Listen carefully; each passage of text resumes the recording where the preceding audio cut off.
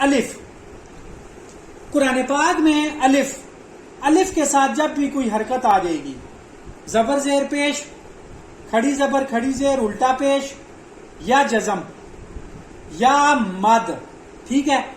अलिफ के साथ जब भी कोई हरकत आएगी तो अलिफ अलिफ नहीं रहेगा, अलिफ हमजा बन जाएगा, हमजा में कन्वर्ट हो जाएगा।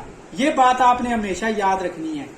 फॉर एग्जाम्पल ये देखें, ये लिखा हुआ है बा जबर अलिफ बा, बा जबर अलिफ बा। आपको कल वाले लेसन में मैंने आपको बताया था अलिफ मद्दा, वाऊ मद्दा, या मद्दा।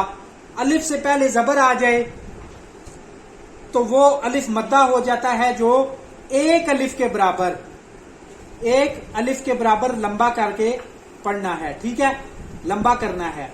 यहां पर देखें हरकत बा के ऊपर है, अलिफ के ऊपर हरकत नहीं है, इसलिए हम इसको पढ़ेंगे बा जबर अलिफ बा। लेकिन अगर यहां पर हम अलिफ के ऊपर जज़म डाल देते हैं,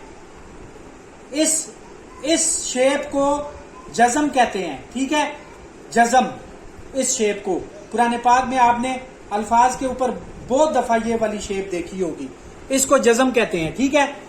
अगर यहां पे हम बा के ऊपर जज़म डाल देते हैं तो ये अलिफ नहीं रहेगा, ये बा जबर अलिफ बा, ये मद्दा वाला अलिफ नहीं रहेगा, ये खत्म हो जाएगा, ये हमजा बन जाएगा।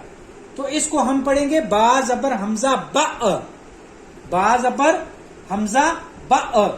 लिखने में नहीं आएगा, लिखने में ऐसे ही आएगा, या जबर, अगर यहां पे जज़म आ जाती है, या जबर हमजा या ता जबर हमजा ता।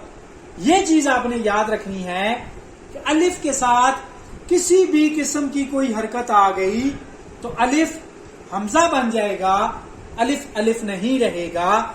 ये चीज आपने याद रखनी है।